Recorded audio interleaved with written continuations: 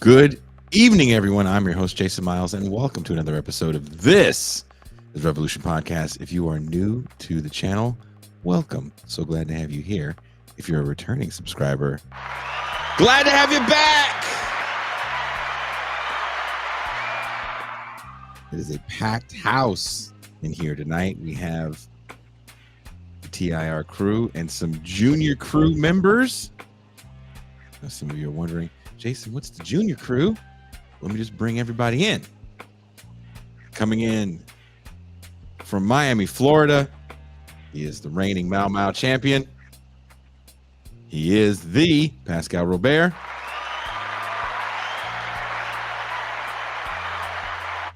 It's a very serious face here, there, Pascal. Peace and greens to the chat. Peace and greens.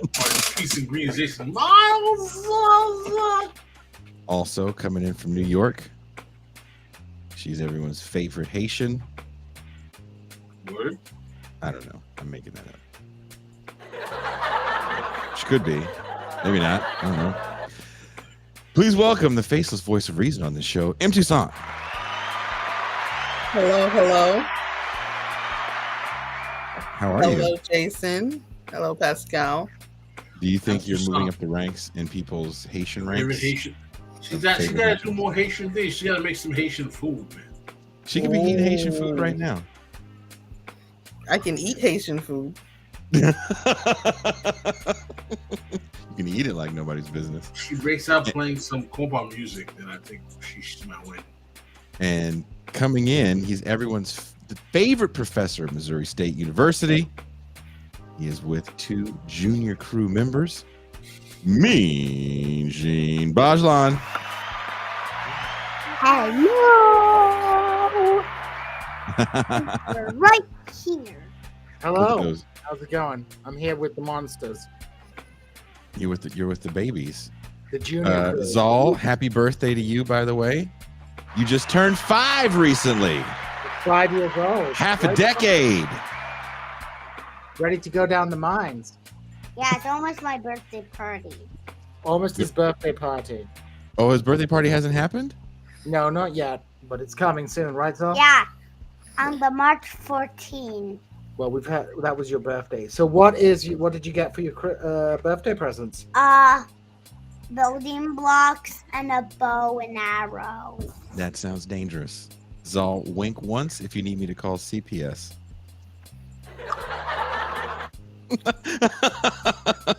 His birthday is Pi Day. It is Pie Day. That was strategic by Gene and his wife. Even fight. Oh, Viana wants to say hello. Viana, do you want to say hello? Hello. Hello.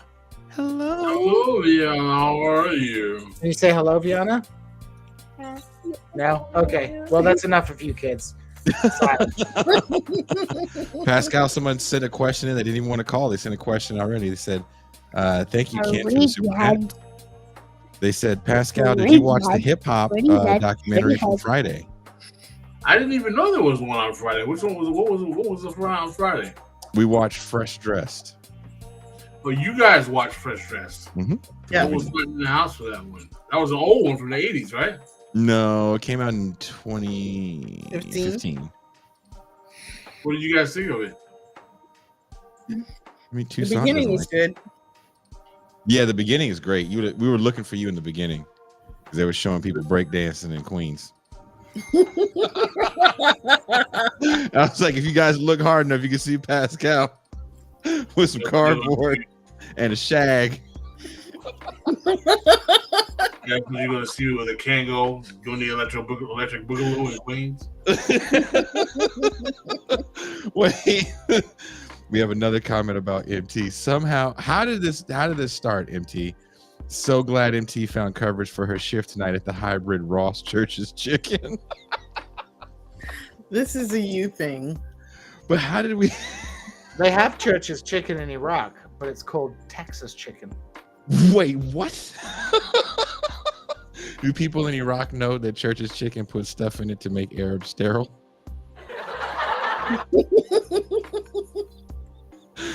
Did Gene freeze, or that's just his face? Towards Church's Chicken. No.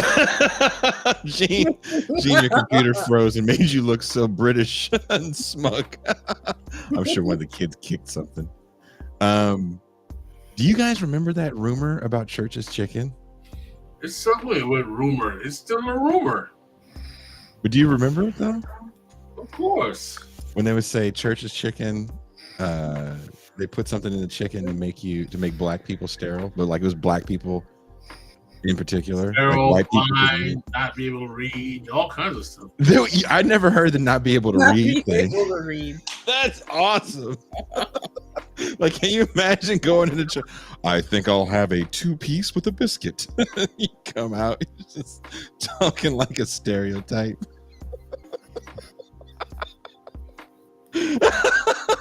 Viana thinks that's funny. You think that's funny, Viana, that chicken makes you talk like a stereotype? Someone says they have Texas chicken in New Zealand.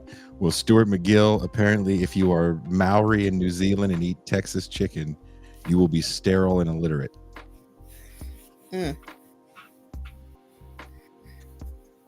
That's not where you want to be when Jesus comes, Stuart McGill. The anaconda malt liquor of Iraq. It makes you think. Did you ever hear those rumors, Gene Bajlan, about Church's Chicken when you were in Iraq? No? I'm afraid I didn't. I didn't even know there was a company called Church's Chicken, to be honest. I'd never heard of it before going to Iraq. There's a couple of US chains which we don't have in the UK, but they do have in the Middle East. For example, my first time enjoying Arby's meats was in Istanbul. Arby's. I hate Arby's. Anyone that tells you they likes any American that tells you they like Arby's is a CIA plant. Really? Oh yeah. They do good curly fries. See, you get a pass because you're not from here. But if you were Marlon and you said that, there was a scandal in Missouri with a preacher who was caught on Grindr hooking up with young men, and his kind of pickup line was, "Hey, I'll give you a free Arby's meats." What's his name? Gift Rings? card. Oh, a gift card? He was giving people. He was a sugar daddy, and he was paying people in their Arby's gift card? That should tell you something. His idea of the meats was giving people the meats.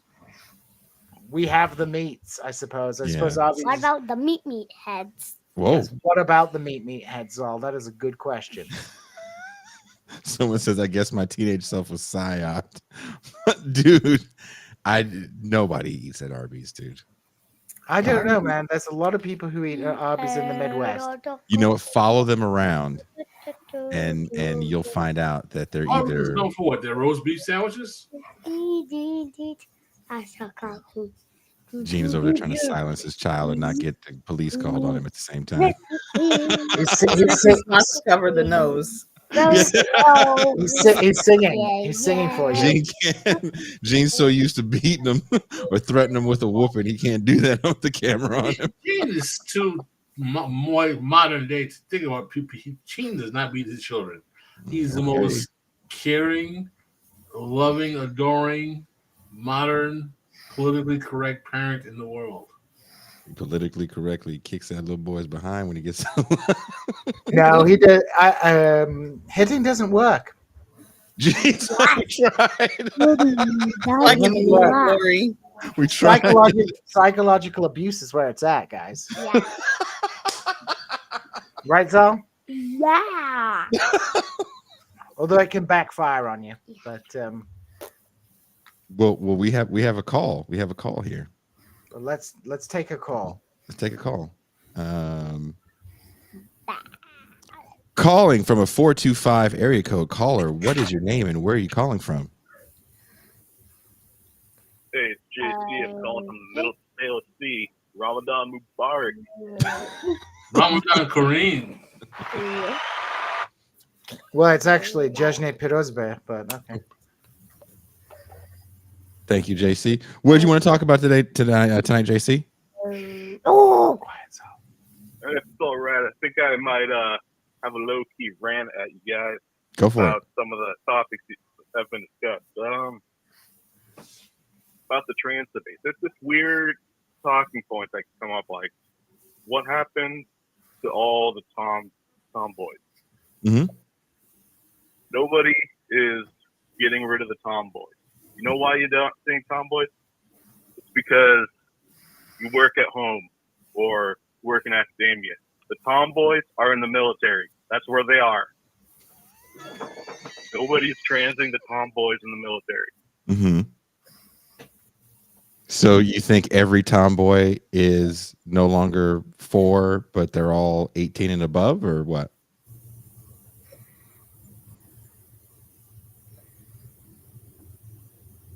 It's just, sure, there's kids, but if you think that they're going away, you're just not looking in the right place. I've never said forward. they're going away. I've never said anything No, it about. wasn't. Okay, I was going to say, because I'm not saying that It anyone's wasn't going you. anywhere. Yeah, it wasn't you. It wasn't actually anybody on the show. Okay. Although I am subtweeting someone in the TR Sublation universe, if you will. Oh, that's a whole different look, man. You can't. I'm not going to be guilty by association. No, not me. Is this one of those conversations that speculate? I'm own friends. everything he said. Yeah, I'm friends with Doug, but I've never agreed with everything he said. Is this one of those conversations that speculates on one of the secondary or tertiary consequences of transgenderism on alternative sexual lifestyles? Remember, I think who was it? Grant Greenwald was stuck on the notion that an increase in transgenderism somehow has an adverse effect on lesbianism or something like that. I mean, I remember people talking like that. I was like, "What is that about?" There's a discussion that's a very uncomfortable that we have to admit that people are not ready to have at this moment about an idea that maybe some people might force their kids into gender identity when it's not really necessary. Well, a lot of this stuff is new. It's new medical procedures, new medical science. There's going to be difficulties. There's going to be things to work out. There's going to be mistakes, right? And I think that's a really important point to understand about when we talk about trans affirming healthcare. I mean, I don't know what is the appropriate healthcare issue, but I can tell you this: when we're talking about grown-up people who are 18 years old and over and who have the right to go and like die for their country if they want to get plastic surgery as part of gender affirming care to engage in sex change operations, then like that is their prerogative and that is their right. And in a civilized society, people should treat them the way that they want to be treated. It's like, people don't go around anymore calling black people boy or the N-word in public because that's just not freaking polite. You might, in your heart of hearts, want to call every black person the N-word. Keep that to yourself. You might, in your heart of hearts, believe, think that, I think this whole transgender issue stuff is ridiculous. I don't think trans women are really women. Fine. Just why do you need to be rude to someone in public and try and humiliate them in public? Are there cringy aspects of the trans movement? There are some cringy aspects of it. There are some people who behave a bit ridiculously, but tell me a political movement where there isn't somebody who takes it ridiculously or acts ridiculously or behaves ridiculously. People want to act like everything is settled science around what all this stuff means. It's all work in progress. We've only just got past the kind of social problems. I mean, think about it. Forget about trans issues. 20 years ago, they were still like debating whether gay people should have equal rights, right? Within the system. And when we talk about trans issues, we're not dealing with this is not the same thing as homosexuality or bisexuality. This is like a different level of issue. This is something that often involves quite an invasive medical intervention, which may be necessary for people's mental health and things like that.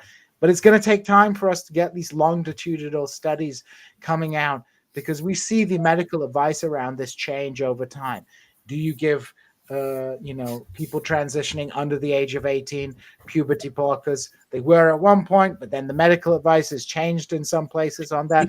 And I'm not qualified to speak about what is appropriate healthcare. But what I can say is that in terms of treating people humanely, I think we should respect trans women, trans men, and how they want to be. And I don't think being a tomboy and being a trans person is necessarily the same thing. Maybe there was a point in history where you would be a tomboy because that's the only option you have, right? Mm-hmm. But now you have an option of if you want to transition, you can do that, right?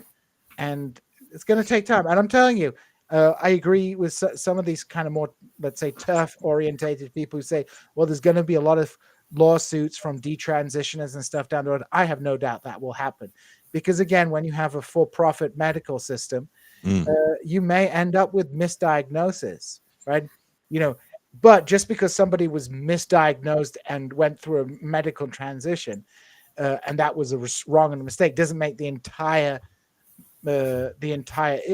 sort of that treatment program necessarily wrong. Like if you gave someone chemotherapy for a toothache, then we don't throw chemo out the window. Throw chemo out the window. Yeah. So again, I don't know what is appropriate, and I don't know, how we square all this with also the other kind of discourse where people should be comfortable in their own bodies and people should be taught to love their own bodies. I don't know how we square all that stuff, but people really need to ratchet down the kind of ratchet down the discourse, and of course not fall into the trap of hating on people. I guess I don't know. That's my thoughts.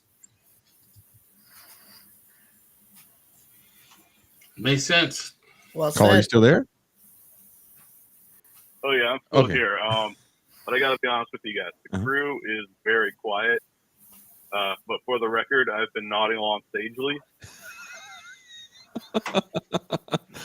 I did a show and I mentioned transgender, and it took a whole different life of its own, and no one was paying attention to anything that I was talking about, and everyone had their own agenda. I clipped something from that show recently that'll go out tomorrow. I'm sure the comments will be filled with nothing that refers to anything I was talking about, and more about people's own agenda and opinions and fights that they want to have. But it's still a really touchy subject, almost a third rail, if you will, in this world. There's a few things that are like, oh, we don't really want to talk about that because it becomes a mess. And regardless of what I said, people made stuff up that I said. So, it's an uncomfortable topic to talk about sometimes, and it shouldn't be. It's become such a bad political farewell. I've got a palate cleanser if you want to move on, though. What'd you say? I completely agree, but I've got a palate cleanser if you want to change the conversation. Yeah. For another caller. Yeah. I guess the theme of my call is just talking points I've been hearing. In regards to the discourse around immigration. Okay. Nobody on this show has said this, but elsewhere there's this theme about how lefties used to be against immigration. It was the lefties who wanted tighter control because of this notion that if more people are coming in, that everyone's just going to get a smaller slice of the pie. But that's just, it's like saying that there's only so much capitalism the capitalists are going to do no matter what. If more people are coming in, maybe not the big bourgeois, but the petite bourgeois are going to pick up some of that slack. They're going to be hiring people. I mean, people got to be fed no matter where they live. They got to have houses no matter where they live. They got to get clothes and whatnot no matter where they live. That's going to increase the number of slices or the size of the pie in total. If you Got it. I mean, There's an important question around immigration, and I think there's a kind of contradiction that nobody really wants to talk about because it's pretty uncomfortable. So, you have these conservative social democrats, especially in Europe, people like Sarah Wagner, Wallennex, or whatever her name is, the German Die Linke person. You have, other, let's say, like national conservatives who talk about restricting immigration in order to protect domestic labor. And there is a certain truth to that because, of course, like open immigration policy, is supported to a certain degree by sections of capital who want to have an inflow of cheap labor. In fact, they like having a broken system because they get illegal labor coming in, and that illegal labor is used to displace, the labor force in the United States, who, if you hire someone who is a union worker and stuff, is more expensive. And more generally, if you have a successful social democracy, you're going to attract. There's going to be a kind of attraction of people to that country, which is going to perhaps undermine many of those social services that exist in those countries. So that is a kind of contradiction that exists within social democracy, because social democracy is attempting to build some kind of socialistic order in a single country, but no country is completely isolated from the rest of the world. And, conditions in one country will affect conditions in another country because boundaries are arbitrary. So, there are like serious issues to be discussed with regards to labor and immigration when we talk about these issues, and just hand waving it is is not good enough. Like, just immediately declaring people who are skeptical of quote unquote open borders as being racist straight away. Well, they're operating in the world of nation states, and nation states have borders. What do I think? I'm generally in favor of like as open border regimes as possible, but I think it's a discussion that is worth having without people immediately jumping to, if somebody is like, well, maybe we need to restrict immigration, or have some immediately jumping to they're racist, rather like exploring what the kind of concerns that they might have is. I don't know. That's my What say you, Pascal and Toussaint? This is a serious question, and I remember banging heads early on with some of the members of the Sanders team because they were closed borders people. A lot of them were like, it's like, open borders makes it the ability to manage the social democratic state, as to Gene's words, more difficult, because what happens is that it allows capital to usurp cheaper labor and allows the prices of labor to be undercut, so that domestic workers suffer the cost of cheap immigrant labor. And I was like, well, okay, that's well and good, but how does that mean when you're dealing with an inhumane immigration system where foreign policy by the domestic state is what's helped contribute to the need for immigration in the first place? And there was not a lot of conversation about that. And I was really interested in seeing how Sanders was kind of threading the needle behind kind of a closed door immigration policy, because he would come out and say, like, the Koch brothers are for open immigration. And I was like, well, there are a lot of people on the left who are actually more open immigration as well. And it's a conversation, quite frankly, that I have never seen thoroughly resolved in the left. I know we've had many friends of the show, our immigration specialists who's written several books. Our lawyer friend from North Carolina, who's openly Dan Mello. Yeah, that's a great book. Who's openly open borders. But I'm wondering how much in line is that with much of the the current Democratic Socialist left. Gene, I would like to hear your thoughts on that. Well, or anyone else. I mean, Toussaint, do you have anything to add, Toussaint? Wow, I'm big on the screen. Okay. I think that people want to automatically take I think it was Cesar Chavez approach. He was Yeah. anti-immigration early on and was against the Bracero program early on. Exactly. A lot of people want to take his early approach and just make that kind of an automatic rule for the left. But I think we're living in a different time. It's just immigration is different now. The stakes are different. People are moving in such large amounts and fleeing terrible conditions. Also, I think when we talk about Cesar Chavez and the Bracero program, we're forgetting that there wasn't, climate migrants like we have now, and the regime change wasn't going on the same way it's going on or has been going on for some time now. Right. And the way you have people fleeing. Again, I live in a border town, so I see the people that are stuck, and they're not Mexican. They're Yeah. coming from the further south. I mean, it's an extremely difficult problem because on an individual level, people obviously should have the right to move where they want to move. There should be, it should be a human right to be able to move around the planet on the level of principle. But often immigration, immigration can have a disastrous effect on the country from where people are leaving, especially when you have places where you have brain drains, where all the most skilled people from those countries end up leaving to have a better life Haiti.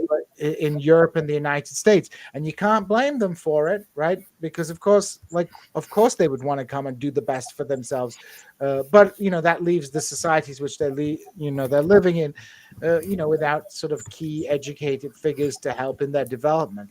So the West sucks up so much skilled labor, and I'm talking here specifically about skilled labor, that it can have a disastrous effect on those countries.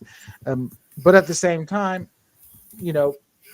free movement should be a kind of human right. If capital is allowed to move between borders, why do we restrict humans? Dun dun dun. Kind of a theme on this show. Does that kind of answer your question or no, caller? Again, I could barely hear the crew. Oh, sorry about that. I don't know why that is. Everybody's cranked up. Yeah. It was nice talking to you all, MT, Pascal, Gene. I just want to leave with a extra spicy, saucy hot take for Michael Albert. I just think that with the increased immigration reduces the slice of the pie argument, I think that argument is flawed in a way, and that's why dialectics is needed, because it doesn't address everything that goes into employment and wages. And having a word to describe relationships with you. Peace out. Have a good one. Thank you very much for the call. Thank you. That Michael Albert show really, I've never seen a show piss so many people off. I mean, did you watch the Michael Albert show at all, Gene? The second time? I did. I saw the chat. I saw people going nuts. Do you think he was that crazy with what he said? Not really. I think people weren't used to hearing a critical argument that they may or may not agree with. I mean, people get fruity. People like to listen to things that confirm what they already believe. Because why would you want to listen to something that criticizes the things that you believe? That's not a comfortable thing. Say that again, Gene. You stopped. Your internet paused. Oh, I'm just saying that people want to listen to things that they already agree with because they don't want to listen to things that might make things difficult for them in their mind, right? People don't like to be intellectually challenged. I know I don't. And I don't like decided to have kids. I don't like it when people disagree with me or say what I say is stupid or challenge my worldview. But you have to suck it up and listen to it. I mean, people often, again, when it's something that doesn't chime with what you believe already, not only do they get angry about it, but they also interpret what is being said in the most ungenerous way possible. Like they take the most negative way of interpreting what that person is saying. You know, I mean, like you were on that show, Pascal. What did you think of Michael Albert? I mean, the thing is, though, I understand where he was coming from, but I also realize that when you have ideological tendencies that are criticizing other ideological tendencies, you're gonna have people who want to be very, very. They're gonna push back simply because they're wedded to like, this is the way I learned it, and oh my god, how he's challenging orthodoxy. How can that happen? And it's just like, he's presenting his shtick. Relax. This is the way that he has a take on it. There's no reason for you to lose your mind. So we have a new program that we're using to cut up little shorts, and I put clips in, and it cuts them into like 25-second snippets. And there's nothing that we say on this show that's 25 seconds long that's going to make sense. And I was like kind of nervous about putting, like, oh man, these are so short.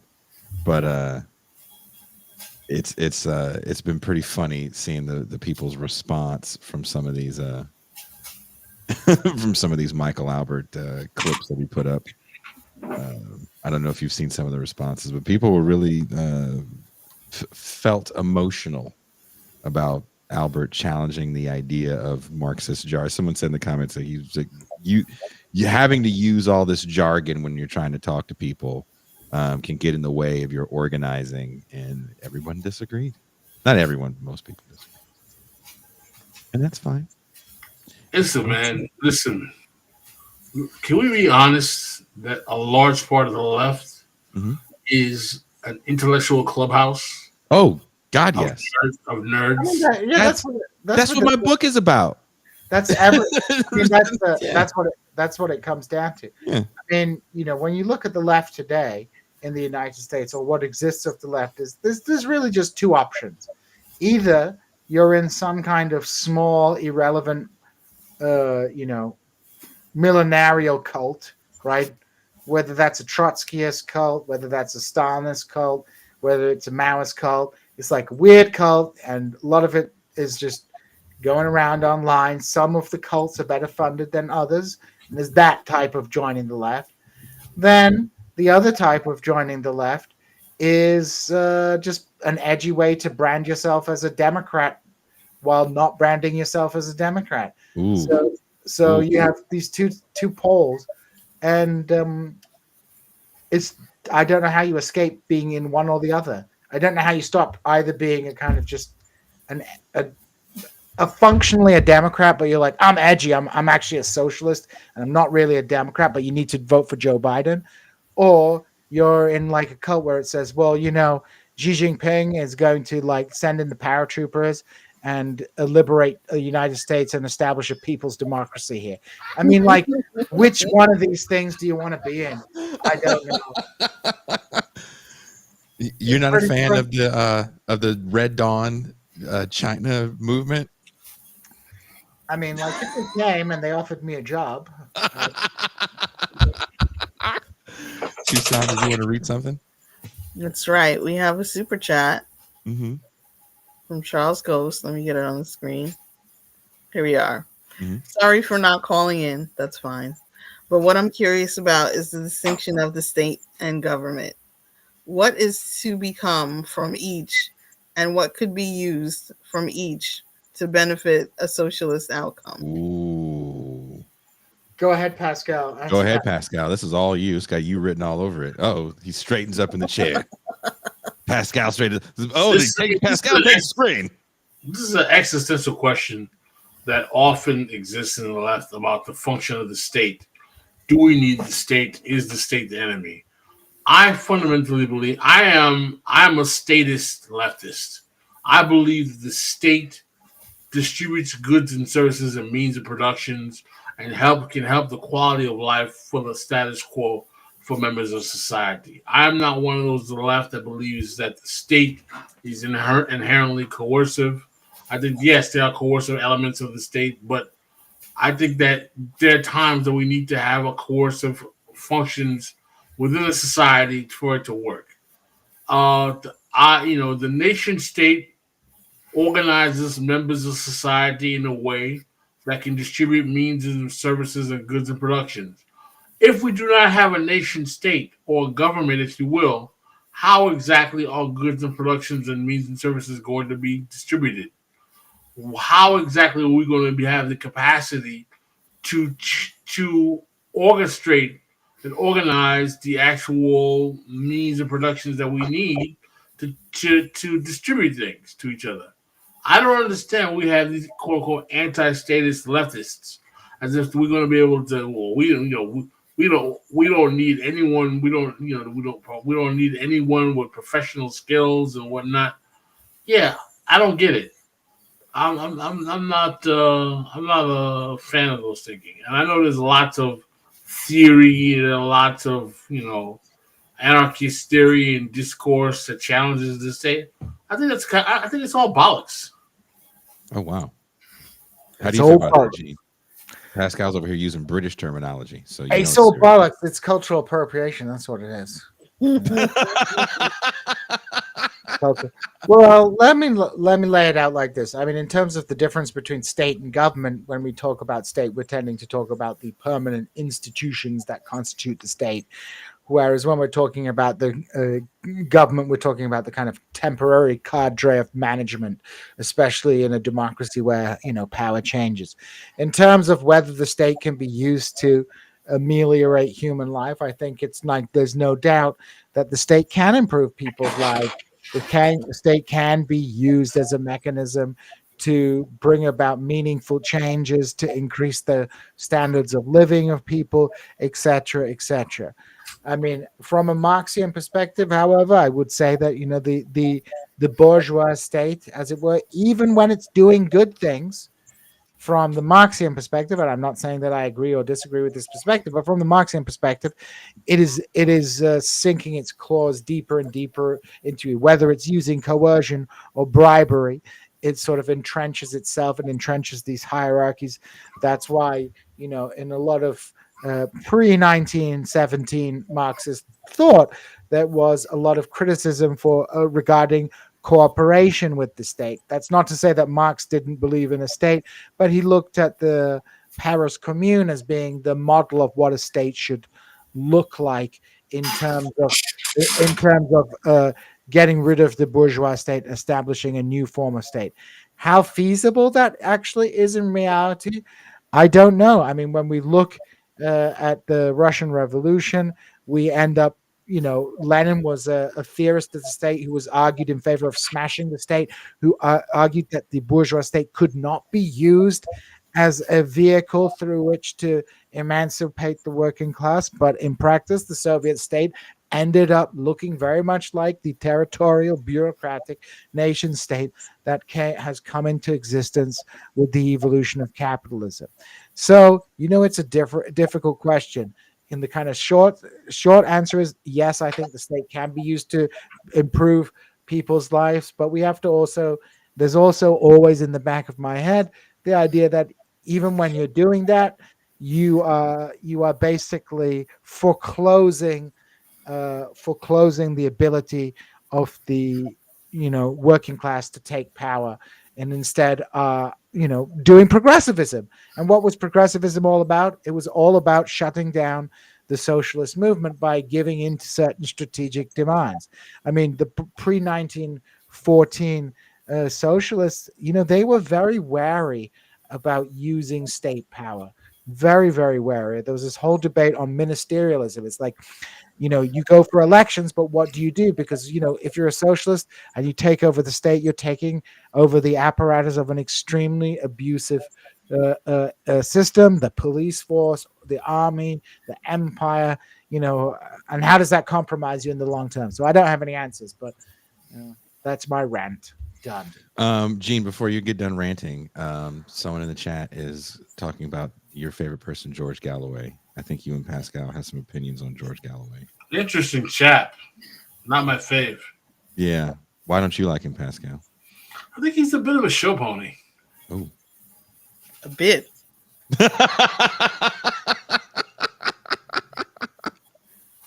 Gene Bajlan, do you want to go a little further in depth since you're from the UK? I mean, like, there's some funny aspects. I've met George Galloway too, actually, when I was at university. There's funny aspects of George Galloway. Like, for example, he used to have a radio talk show, and he would always like fight with Scottish nationalists, and he would make fun of Scottish nationalism, which I kind of agree with him on, because Scottish nationalism is the stupidest nationalism in the world. It's basically the Scots were, big beneficiaries working hand in glove with the British Empire, but now it's not cool to be part of the British Empire. They're acting like they were oppressed by the English. Get out of here, Scots. And George Galloway used to make fun of him, make fun of the Gaelic games, which is like an invented tradition. People in Scotland play football, or soccer, as you call it. That's the national sport of Scotland. None of this like people dressing up in tartan and stuff like that. Again, tartan, a completely fabricated Scottish tradition imported from the Highlands, which was settled by Gaelic speakers from Ireland, and who were regarded until the 18th century as culturally distinct from the civilized lowland English, or rather Scotch-speaking Scottish people, and they spoke a dialect, an Anglo-Saxon dialect Scotch. Anyway, in fact, the people who were in southern Scotland who were Celts were originally Welsh speakers. So fun fact there. Anyway, in terms of George Galloway, he's just kind of opportunist. He's like a reaction, socially conservative. His election campaign, his leaflets in predominantly Muslim wards were all about Palestine, and those in what's his name? What's up with Gene's Wi-Fi today? Blame the kids. Oh, I think it's the kids. I think the kids are sitting there messing with the box. And he keeps getting paused, making the greatest faces. He was like a smug British guy last time. Oh, Gene, you got paused that whole time. I think your kids are messing with your Wi-Fi. Yeah. Well, I think my wife says George Galloway got to it. I got Gallowayed.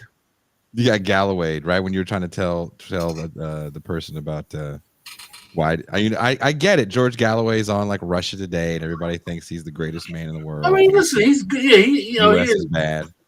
He has good takes on Palestine. I mean, I like his takes on Palestine, but that kind of campism can be opportunism as well. Yep. And and I wish he was more principled in his opposition to empire, as opposed to seeming to be trying to just kind of wait for the next opportunity to be in the next headline. I mean, if people love George Galloway so much, Novara Media, most people, I don't know how many old people are, remember him from his time as a politician or a UK radio host, but Novara Media did a very interesting video on George Galloway, literally right after I asked Gene some questions about him. That's why I never followed up with you, Gene. Is Gene stuck? Gene, damn. Yeah, I think Galloway got Gene's Wi-Fi. Damn you, George Galloway. Either that or Gene has Toussaint's Wi-Fi. Oh. Calling from a 929 area code. Caller, what is your name and where are you calling from? Connor, let's go. I'm from Queens. How's everybody doing? All right. Wonderful. Now that Connor from Queens just called. Let's go. First of all, first time, long time. Love CIR. Yeah, I can go on and on about like how much I love what you guys do. So just want to say that. Please feel free to go on and on. Just go on and on. Yeah, please. No one will ever stop you. Your whole call can be that. That's totally fine. Usually the show's only an hour long, right? So I don't want to go over more than that time. But yeah. By the way, I want to second something the last caller said, that it's difficult to hear you guys. I can hear you, but I just want to say that. Okay. But yeah, so of course I'm just like thinking out loud with you guys, but to kind of put my question like out front, really I'm thinking about like organizing and like opportunism, like not necessarily in a pejorative sense. right? So if you're as terminally online as I am, I hope you're not. But there was this meme going around today that said like Marxists usually talk like the Bene Gesserit, like our plans like unfold over the course of centuries. You know what I mean? Like, which is weird because this is also kind of like the classical liberal position. You know, this is kind of what Obama believed, certainly, like this progressive ascendancy that we're constantly moving upward, right? Mm-hmm. And I'm just wondering, like, you know, you should be a little skeptical of that, right? And also, one of the things that I like about the show is this kind of like willingness to learn from the right. You know what I'm saying? But yeah, with that, like one of the things that we've been interested on the show lately with is this sort of like a satanic panic sort of thing, Mm-hmm. and that is a sort of like analog for this sort of hysteria over trans people Yes. nowadays, Yes. right? Yes. And of course, like solidarity with trans people, of course. So, of course, I'm not really so much interested in talking about trans issues here, but more of like using these sort of movements as like a way to pivot to talk about like organizing and stuff.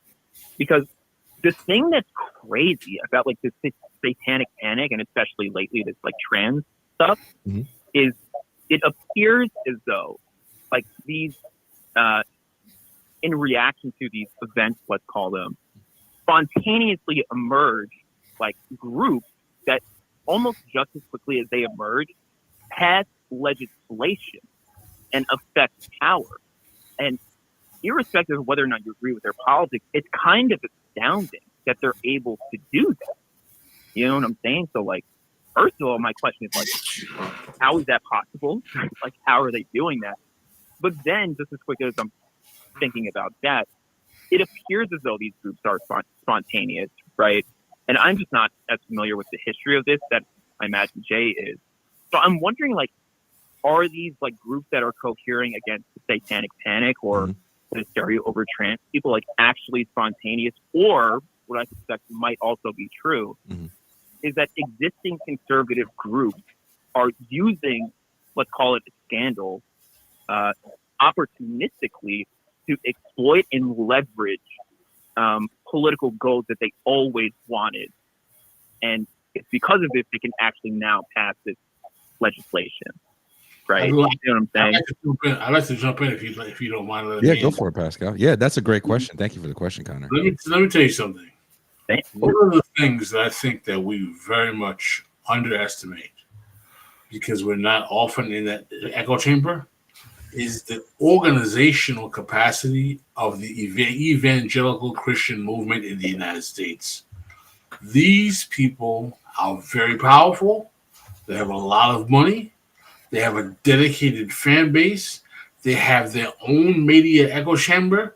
And I think that what we are failing to realize is that unlike the left, which is waiting for foot soldiers and messaging, they are well advanced in their ordering, their messaging. They know what they consider their enemy is, and they are much more prepared to use these types of cultural war issues to create a political movement around that anyone on the left is even prepared to imagine.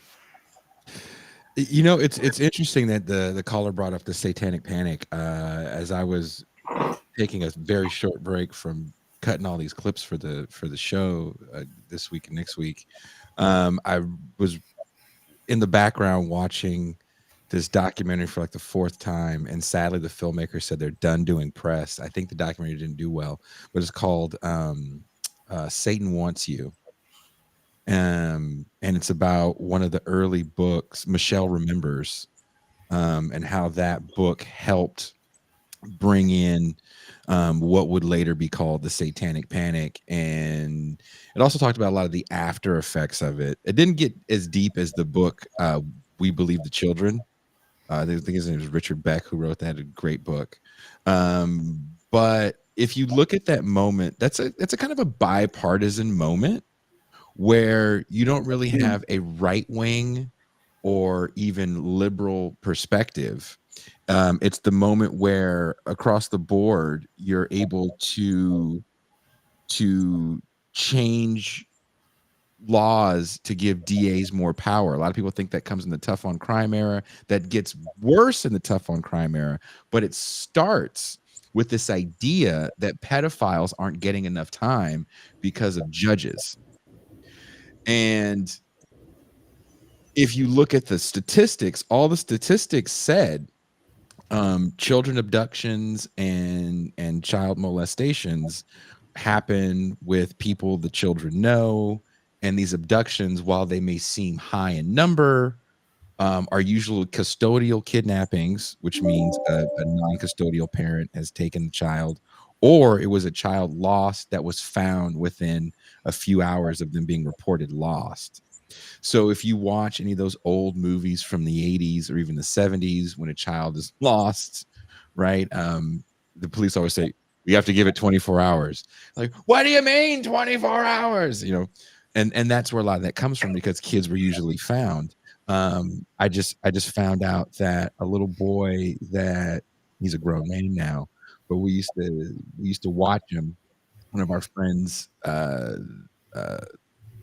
had a kid young, and he got lost in the mall. That kid is now a senator, or a state senator in Nashville. He's one of the kids. He's the black kid that they tried to kick out of office.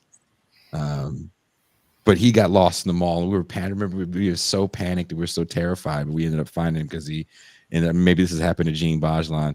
He was hiding in the circular racks. Has your kid ever done that, Gene? Nope. Oh, well, see, that's what happens when you have leashes on your children. but Saul did go briefly missing, but he wasn't actually missing. Right, but that's when you look at those numbers for missing children, and this became an official statistic. It was in the millions. Well, I mean, this is go ahead, Jason. Sorry. And it didn't come out that, well, of those millions, 99% are found. Right. But the number got scary. And then there was a couple large cases.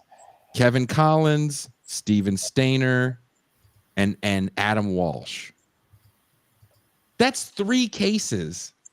There's not that many we can name of kids that really did get killed or did get caught up in weird sex cults, to institute a panic.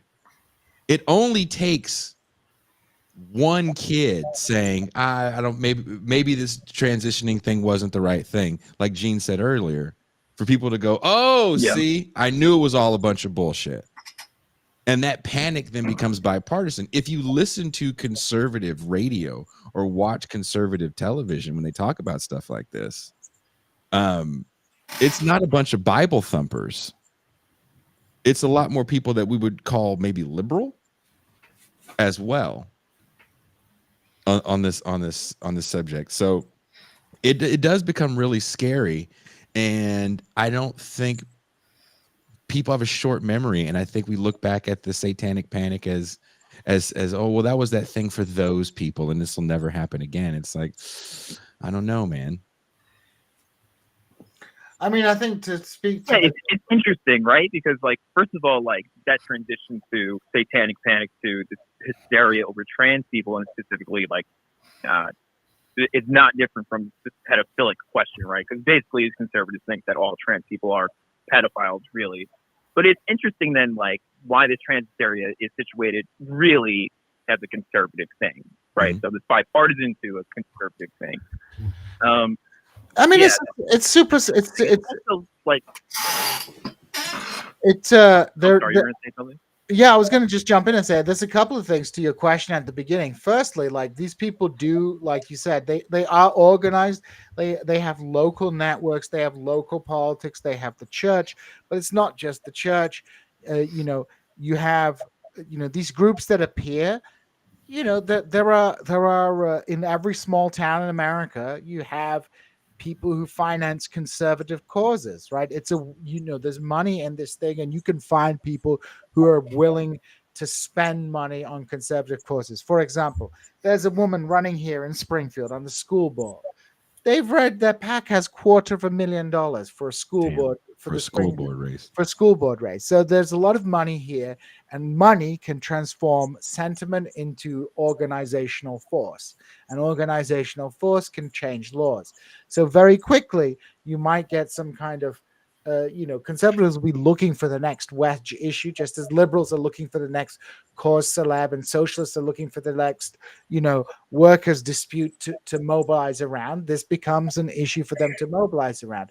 The gay issue, like in Springfield, before I came and moved to Springfield, they had a referendum to outlaw gay marriage, right before it became constitutional.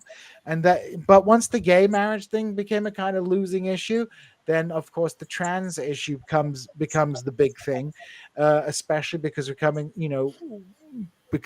to a period in time where there is a lot more social acceptance of trans people. There's a discussion over trans healthcare, and this has become a wedge issue for the GOP. And for movement conservatism in general. And there are people, there are people out there who are groomed by the conservative movement to take a leading role. There are people out there who are opportunists, who are looking for the next issue to get big on.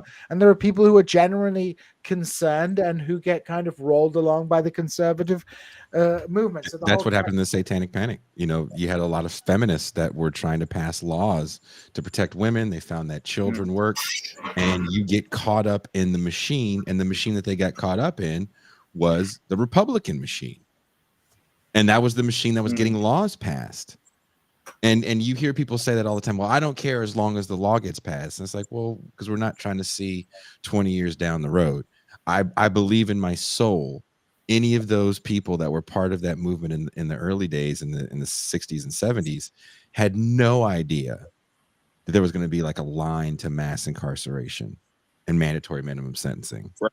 They were going to be setting the foundation for that. They had no idea that they're going to be setting the foundation for very innocent people getting arrested for nothing, for hearsay. That poor, I shouldn't say poor, they were well off, but housewives would be spending millions of dollars on pseudo therapy to get fake memories implanted in their heads. Then this happened in droves. It wasn't like just a small handful of people. It was tons of people that got caught up in this. And we're seeing something slightly similar now. Does the internet help or does it hurt? I don't know the answer to that question. I'd have to really sit down and maybe look at the research more, but that's kind of where my head is at now around this idea is the Satanic Panic happens before we have the internet. Take, for example, Sybil, the movie that comes out about the TV movie that comes out starring Sally Field about the woman with all the different personalities that had suffered all this sexual trauma by her mom. That was watched by a fifth of the nation. Right. It was part of our lexicon. If you're my age, 46, and Pascal's age, that's what you called a crazy pro. Oh, that's Sybil. It was part of the lexicon, right? When someone was crazy. It's a little gone. But go ahead. Go ahead, please. Yeah, because I don't know, hog anybody else's caller time, whatever. But yeah, you brought up online, and something I wanted to say is that it's not as though that, let's say, well, quickly I'll affirm truism that we constantly say on TIR, there is no left, right? But there is such thing as online left. Yeah, sure. Even though it's not organized. So in other words, the online left is opportunistic, and it does exploit the scandal, but that only and always just amounts to canceling people, right? On the other hand, you have people like these conservatives who are organized and can effectively pass legislation, whereas online leftism can't do that, right? It can't exploit a scandal in the way that these conservatives can, right? That's not good, right? That doesn't help our cause. Not good. I agree. Yeah, I agree with you, Connor, wholeheartedly. And that's the problem. If what happens when your left exists in the realm of online media?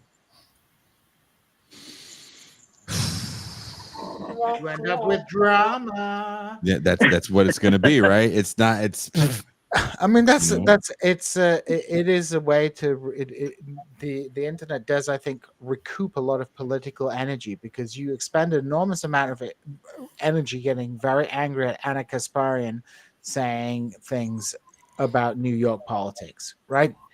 But ultimately, does that really matter? Like, is it even? Sometimes people get angry at people. Even I'm like, why are you even angry at them? Like, what do you expect Joanne Reed to be saying? She's on MSNBC. Yeah.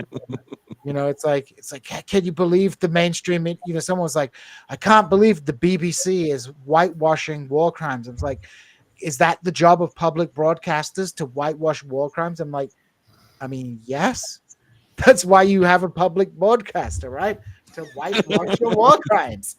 So, you know, there's a lot of, you know, I don't know, a lot of people there's a lot of energy being expended at getting angry at just the wrong people and spending a lot of emotional energy on that. I mean, my general tendency is, I think, you know, when we talk about left wing politics, talking about left wing politics on a national level is millenarianism, or it's like it's just pointless. It's fantasy and things like that. It's fun, and I engage in it, but you know, really, I guess the only real quote unquote radical politics that can be done is at a local level. I don't think it's can be done on a national level, not for any metaphysical reason, but there's just no infrastructure for it. And you have to build an infrastructure on it. Conservative politics and liberal politics are both successful because they're both local, but they have this strong local infrastructure. Yeah. Whether that is, you know, the Republicans, they have this strong local infrastructure made up of like businessmen, churches, the Chamber of Commerce, etc., etc. And then the Democrats have their own things, you know, professional associations, lawyers, universities. These are all Democratic Party controlled institutions. So they have these huge You know, institutions. it's interesting, right? Because like, I don't mean to cut it, but Gene, Go you're ahead. right. Obviously, you're obviously right. But you know, like, uh, I'm trying to like think of like, because one of the things that like ire like conservatives like it just kills them, right? They're just like not cool, right? Like they're just not cool. Like, and the thing is that like leftists pretty much dominate online space. You know, they really set like the cultural sort of sensibility of like how you operate online. And of course, when a scandal emerges, they kind of like have a stronger say of how it is that scandal is perceived, right? And basically, what I'm like trying to suggest is that's something that could be exploited if there were leftist organizations, right? So, in other words, like that is a tool that we have that conservatives really don't. And yeah, of course, the problem is like we can't have our politics reduced to online discourse, but rather wielding online discourse to support a leftist organization. If That's true, but maybe we have one to have day, right? but we have to have an organization in the first place to advocate for. We're an intelligentsia, you know, like the socialist intelligentsia is an intelligentsia without a party, and without a party to Yeah. discipline it. So, you know, intelligentsias are going to do what intelligentsias always do: join weird cults, talk endlessly like I do, get into culture war stuff or what have you, because ultimately there's no anchor of left wing politics. There's no institutional basis for left wing politics. There's no sociological kind of element of society that is going to fund, support, and sustain this politics. And as Pascal always says, there are leftists. I mean, the same's true certainly on the radical right as well. There's no fascists out there. We live in a world without fascists, without fascism, and leftists without leftism. We, you know, Oof. like, you know, even if someone like Trump is in his heart a fascist, which I think he's just like a complete narcissistic opportunist. Not that that's any better, but it's like even if he was a fascist, you know, you have all these fascistic leaders in Europe coming to power, but they don't really overthrow democracy anymore because why do they even need to bother? Like it's just things are very different these days. So everything gets recuperated into the freaking neoliberal grist machine in the end. And that's my deepest concern. Like you say, stuff like the media could, online media could be really useful, but but it can only be useful in the context of a movement to support. Whereas at the moment, it's just hobbyism. I mean, this is what I'm doing as a hobby. Jason is making a living off it. That's a different thing. But this is not something sustained by a movement. Connor, thank you very much for your call. We're going to have to move on as we have a whole bunch of people to get through before we go to the champagne room. That call again, Connor. Appreciate your call. Thank you, guys. Thank you, Connor. I like that call. Good call. That's a good call. Rack 'em. You know who that is? When will we have Reed? Who's Reed Kane? I don't know, but I know Sutter Kane. Anyone that knows Sutter Kane is a real deal horror fan, if you know who Sutter Kane is. MT, you want to push the next call through? Yes, please. And I hate to say this, we're gonna have to make it quick as Jean and Pascal don't have long. I mean, they have long to live. Mm, Do we They have? don't- specific. They don't have long. They can't stay long on the show. I'll rephrase that. They can't stay long on the show. I don't think either one is going to join us for the champagne room. But I just want to get that out there. Did you push a call through? I'm going to throw the baby around. Oh, okay. Calling from a 541 area code. What's your name? Where are you calling from? Can y'all hear me? Yes. Okay, cool. So this is Margot Sorn, and I'm calling from Eugene, Oregon. Hell yeah. And yeah, nice. I like that response, even though I don't know why it was so enthusiastic. But that's a joke. Because it wasn't Portland. Do you live in Portland? No. I live in Mexico. Oh, I see. Nice. Well, should I posit my question? Shoot. Go for it. Nice. Okay. I also should say, sorry, I think I must have misheard part of what you responded to my response. I'm sorry if that was awkwardness. My hearing / word interpretation, I don't know what the word for that is a little bit off sometimes. So I didn't pick up exactly what you were saying. But anyway, so I heard your conversation with, I forget what his name is, but from What is Politics. And I've been following What is Politics for a long time. I thought he was a really good source of information on, I guess, politics in general. And I don't know. I guess I heard a conversation between the two of you about, I'm trying to remember what the video title was, but I know that part of it centered around, what was it? I'm trying to think. I can't remember the video title, but I know that part of me was thinking, like, I know there's this idea of so-called class reductionism. Okay. And when I was listening to y'all, I was like, I really,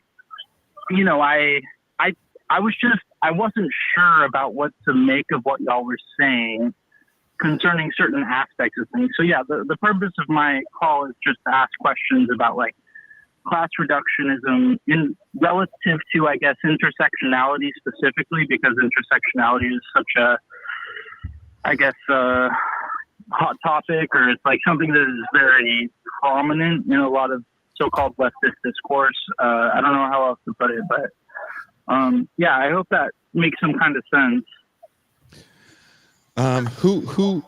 Gene Bajlan has to go. Thank you, Gene, for hanging out with us. Daddy duties as usual. What is politics? I'm trying to, that sounds familiar. Do you know the name of the person on what is politics? Let me think. I don't remember that shit. I don't remember. I'm pretty sure he's bald or he has a mohawk. But we were talking about class reduction. Pascal, you want to talk about class reductionism and intersectionality? I feel like I've Yeah.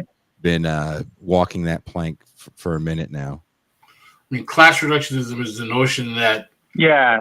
because Well, you're I certainly don't mean to. That's the thing. When I was listening to the two of you talking, I was like, I could see someone, I guess, interpreting it as class reductionism. Yet I wonder whether it really was class reductionism. I guess I just think it seems like there's either some kind of disconnect or I forget what the word is, where there's like oppositional assumptions in each thing between class politics and intersectionality. I guess I'm wondering, it sounded like you were talking, yeah. I would ask this question. What is intersectionality to you? Okay, so sure, I will answer that, and I will also say, I mean, that's partially my question to you. Even I didn't posit it as such, but that was my question to you also. But I would say intersectionality is a understanding or framework of the world in which we understand that there is a, I guess, I don't know, based on your specific characteristics, based on, class, race, gender, and or sex, ethnicity, nationality, etc., which influences the amount of power you have. That's my understanding of intersectionality, I think. Also ableism, that's the thing. There's like many categories. I think I hit them all. Sexuality, maybe I forgot sexuality, but that's all. It means that, anyway, I hope that made sense. I asked that question because I think that determines kind of like how you see that and how you understand power, because I think it changes in different fields, right? Let's take academia, for example. And this is kind of like a real interesting case for intersectionality.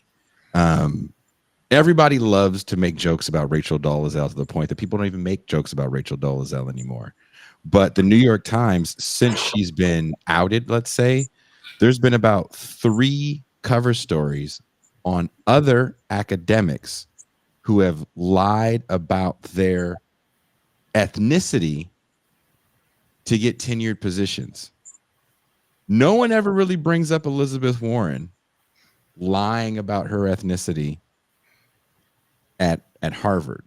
Well, so if your ethnic I'm background, aware of that lie, right, in particular. I'm sorry, but see what I'm saying? Like, okay, that's supposed to work against you in the intersectional hierarchy, but those things can work for people, right?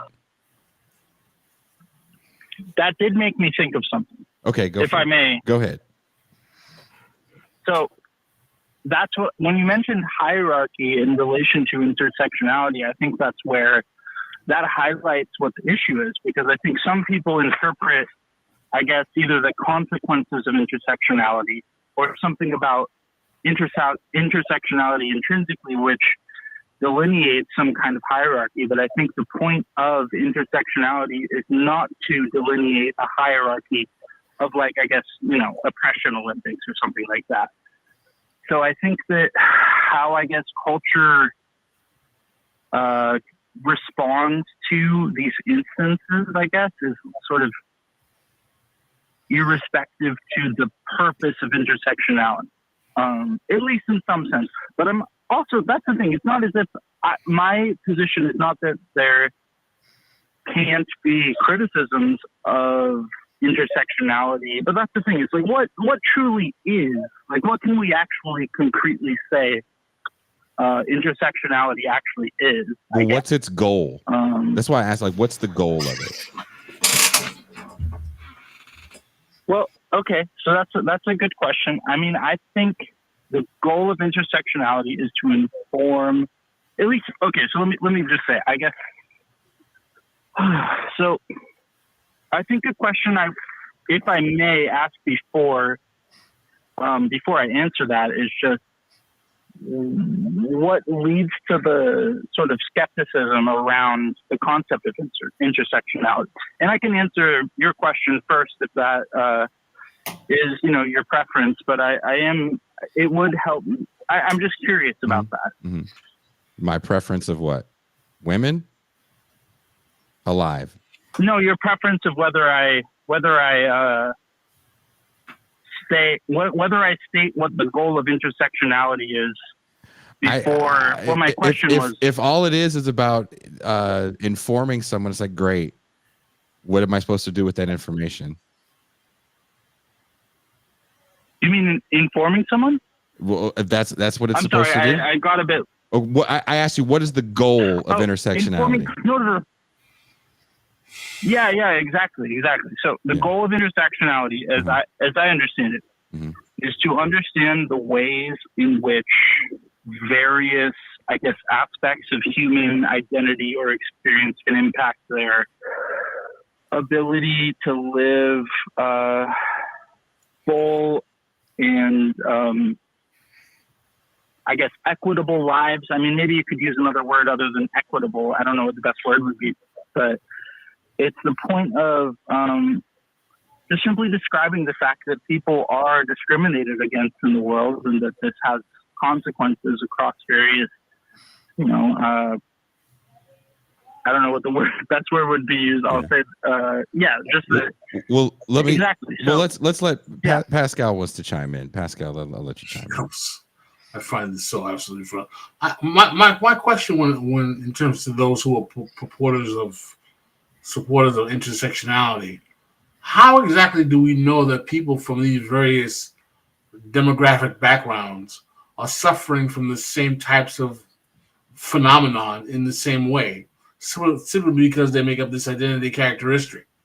And how do we know that the identity characteristic in and of itself is the basis of their suffering as opposed to capitalism?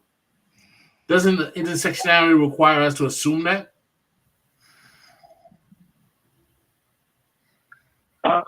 I'm so sorry. Your volume was relatively very low compared to the other person who was talking, but I think I heard parts of what you're saying, and you're asking what is relevant about these other characteristics besides class. Is that a fair understanding of what you said?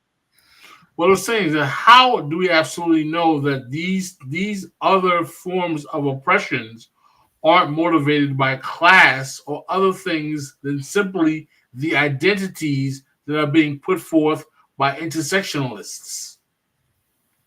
Did you hear that, caller? I heard it just like maybe a little bit clearer. I'm still like, well, the volume was definitely relatively lower. We're gonna have to do, because we've kind of run long on time. I'm gonna have Pascal answer this question and you have to take the answer off air. So thank you very much for the phone call. Sorry about the audio issues. No worries. Thank you. Pascal, go ahead and talk. Yeah, my main question is that how do we know that the actual motivating factor behind the oppression of these individuals aren't factors outside of simply their identities, but are not relegated to their economic position or their class? In other words, if you're flattening the identity of the individuals as the main motivation behind why they suffer, then how does that not make you an identity reductionist as opposed to a class reductionist? As opposed to saying, well, their economic precarity is rooted in where they live in American capitalism, which for me is always more important than saying it's their identity, because if we realize that capitalism is the ultimate means by which these people are oppressed, then we should also realize that simply trying to target them out based on identity does nothing but actually create a paradigm where you have a hierarchy of suffering within that group, where you have a ventriloquist of a certain category or a class that is doing better than the others, that is simply going to be acting as a representative for the bottom. And that seems to ends up happening over and over again with all of these classes. Does that make sense? I mean, it makes sense to me. Tucson, you want to add something before we take some more calls? No, I think that was well said. Wow. Well said, Pascal. Add a way to skirt out of saying anything. We do have a lot of calls. You have two. We have two. But no, I think what he said was well said. I do. Mm-hmm. That's the answer you give when you're asleep in class and the teacher calls on you. Listen, I'm producing. That takes Okay. time. Producing hits. Producing hits. Hits. This is me and Kanye in the booth. Through the wire.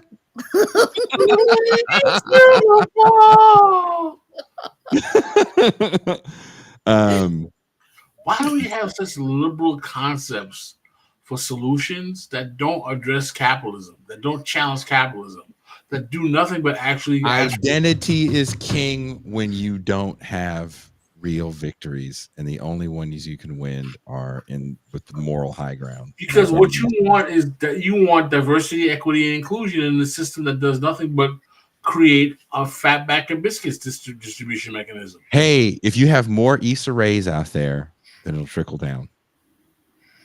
Trickle down. No, it'll trickle down to where you have 12 Issa Rays, 65 blonde-haired Beckys, and 14 Latinos. As long as it's equal. Exactly. Remember that was that debate that Finkelstein had with Barbara Smith and D.G. Kelly. They were like, "Look, as long as it's equal." That's absurd. You know what that means, right? When you take that out, you take it to its natural conclusion.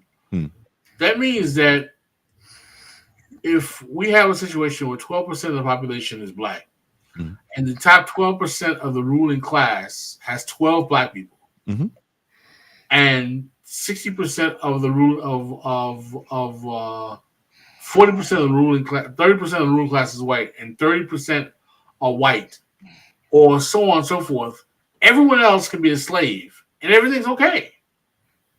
Because the ruling class is equally represented. That's all. Look, like I said, as long as people get to see American Fiction, and what's the other one that came out with you people in it this year? People. Isn't there another black movie that came out everybody was so excited about? Fences? Wasn't there another one? I don't know. Fences was 2 years ago. I mean, look, as long as the Obamas can make a Bayard Rustin movie, then we're fine. We're fine. Everything's being addressed. Fuck are you talking about, man? We're winning. We got Fiction and Fences. Starts with an F. We're winning. Wakanda is forever. Kanye getting married. Yeah, Kanye West is making tennis shoes. I don't understand why people are complaining. We're winning. Tucson, you want to push the next call through? We're going to push the next call through the wire. To the limit. Calling from a 216 area code. Caller, what's your name? Where are you calling from? This is Dr. Claw calling from Cleveland. What? All right. What's up, Dr. Claw? Dr. Claw. What's up, man? You started. What's up? Salute, Jason. Salute, MT. Salute, Pascal. Salute, Gene. I'm going to try to make this brief because I know you got limited time. And the setup for my question is kind of a long one. So I'm going to open with a couple of comments. Number one, thank you for having Cedric Johnson on your show to talk about the topic of the response of some Black people, a growing number of Black people in Chicago to the migrant crisis, and putting it in the proper context that it needed to be in, because that topic, specifically the Black response, is a quick way to taking me into Sergeant Waters-ism, as in the Black race can't afford you no more, type, like, agenda. And the way he framed it, specifically moving the crosshairs to where it needs to be, the deleterious politics of Chicago, specifically the patronage-based politics of Chicago. with the black politicians there and how that affects the neighborhoods, like the whole BYOB thing. I didn't even know any of that stuff was going on in Chicago and why it was happening. Yeah. I mean, I had long known that Chicago was that back in Biscuit Depot, but you just look at the last few mayors they've had, you know, King Daley II, Rahm Emanuel, Lori Lightfoot, and then you have Brandon Johnson, who kind of marked a philosophical and political change to all of that. But of course, he's fighting against everybody because fat back in biscuits is the way of the land over there. I do hope he can find a way to navigate that because all cities need to get off that back in biscuits. Mm-hmm. The second comment I have is, since Gene was here, we should hear this, we probably watch it later. Gene, in previous episodes, have stressed the importance of interrogating messages you hear that are objectively true, but to interrogate the purpose of saying these things. Mm-hmm. And what is the agenda behind saying these things? And closely tied to that is, you know, something you brought up, Jason, to not argue with people online. I think I've been trying hard not to do that in this year of 2024. But, you know, while I'm kind of over dunking on people and stuff like that, and just kind of being grouchy and grumpy and just frowning at it, Mm-hmm. I do think it, especially in an environment where you could get ban-hammered or blocked or hidden behind privates, Mm-hmm. I just don't find much utility in people. Because if you're going to talk a bunch of bullshit and you want to put the smoke up there, I'm going to give you all the smoke. If you want to hide from the smoke, fuck you. I'm not going to sit here and deal with you hiding behind the wall once you finally got smoke in your face. So I thank you guys for that. Now for the comment. Connor had a really good comment. He kind of showed his thunder about panics, and how panic can be used to convince the public into some very bad policy, among other things, just ways of thinking. And recently, I mean, panics could be based on a lot of things. I mean, after 9/11, you had Arabs and Muslims bad. For the last, I don't know how many years, China bad has been a panic, despite China being responsible for so many consumer goods in the United States alone. And then you have Russia bad. That's when I jumped off the bandwagon. When they tried to blame the 2016 election on Russia and not the growing apathy of the voting public as their material condition deteriorates, as the previous administration failed to confront the forces that made that material condition degenerate. They just threw a Russia bad, and all of a sudden we have a Russia bad panic that even if Russia does do bad things, it kind of allows some other really bad things to happen within society, and then also with foreign politics. So, that's another thing. But my most despised kind of panic is sex panic. So recently, Stephen Thrasher, who wrote the book The Viral Underclass, had a hot take, I agree with it, on Twitter, where he said it was a response to a story where AOC had been working on an anti-deepfake legislation that had some very troubling, alliances in there, including this one group. I don't remember if they were, but they're very evangelical, right-wing, anti-sex, anti-porn group, anti-sex workers group that is behind a lot of this bad policy. And some people were very disappointed about it because of things like SOSTA and FESTA, that legislation. And there was some also, other things he expanded on. He said, while he does agree that there shouldn't be deepfakes, he doesn't agree with sending 13 and 14-year-olds to jail for doing it because it would just ruin their lives. And that generated a lot of, ratioing and outrage response, a lot of trauma dumping about unrelated topics, in my opinion.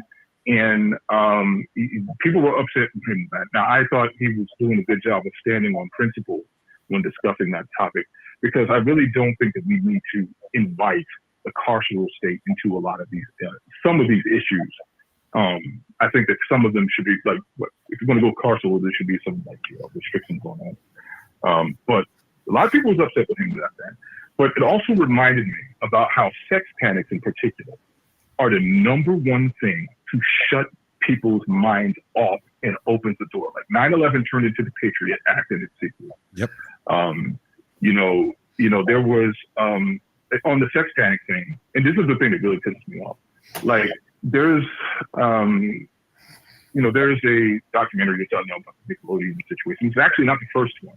The first one was more of an independent film called An Open Secret that was made by some MAGA shitheel, which kind of pooped on its intent, but it kind of got information out there.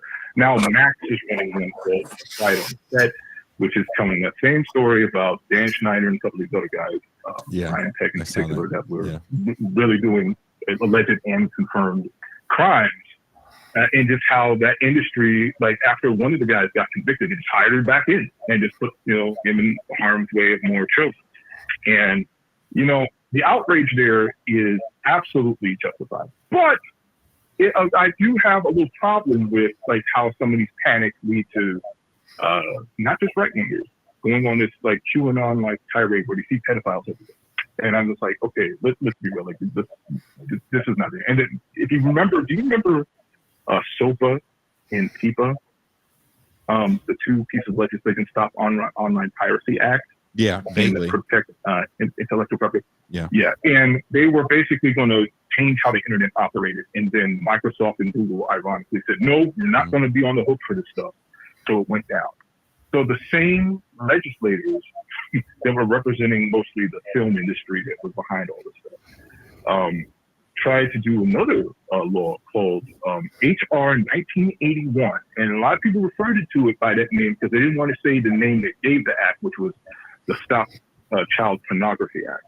Mm-hmm. And of course, politically, you do not want to be seen as somebody who opposes a law that is trying to stop that kind of media. And it's the kind of thing that really pisses me off.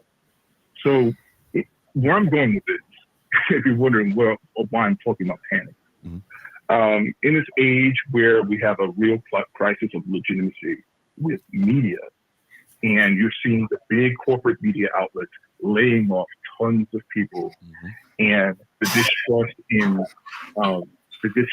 in journalism, if it even exists in the current corporate paradigm, is dropping. I think the reputation of journalists is lower than defense lawyers and some other occupations that are usually pretty reviled for some odd reason. And you're starting to see, like for example, I saw recently Don Lemon, who got let go from CNN, is now doing an independent, social media based, like YouTube and other. He's doing any interviews like Elon Musk.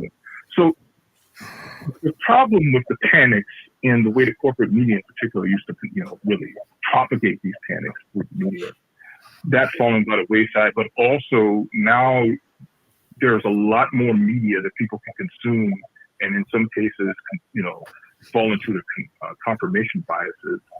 What do you believe the role of this new era that I think it's starting to emerge, where some of the cast-offs of corporate media are now getting on to the program of, taking on the internet media, the quote-unquote independent media, in this age of, what do you think that impact is going to be on information and overall, what this information is going to do when it comes to informing the public of various topics and even nudging them towards certain kinds of politics?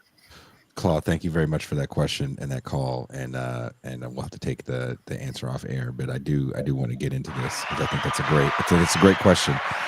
Gene Bajlan sent me something yesterday where Ellen DeGeneres and Whoopi Goldberg are starting a podcast, and jokingly I was like, at some point the podcast space starts to look like OnlyFans, where at one point in time you could just be a dude in your room doing this, and maybe you can get to a certain point where you can make a living at it. But once the Tuckers and the Don Lemons and the Ellens and all these people come in, it does start changing everything.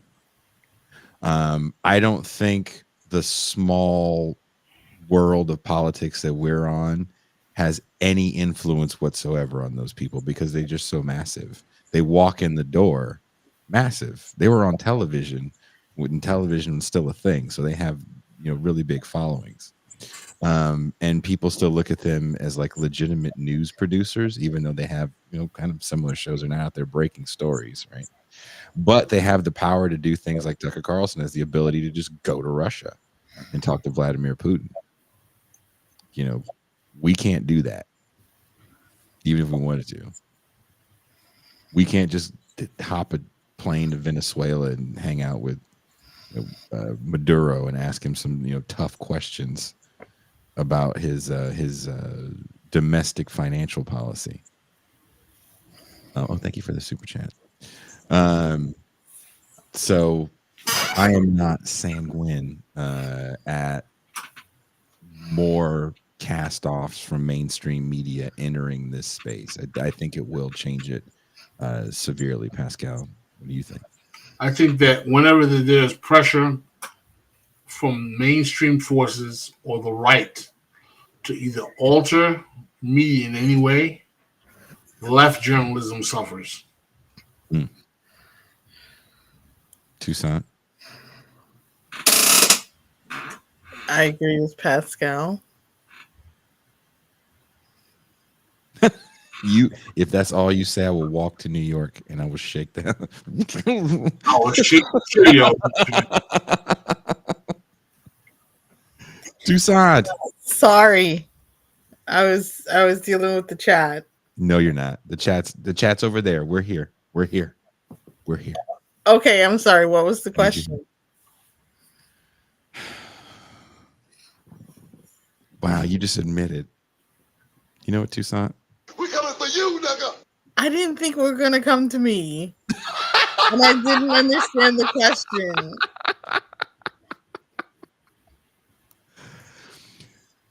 The question is, what happens when the mainstream forces as well as corporate forces start to disembowel media?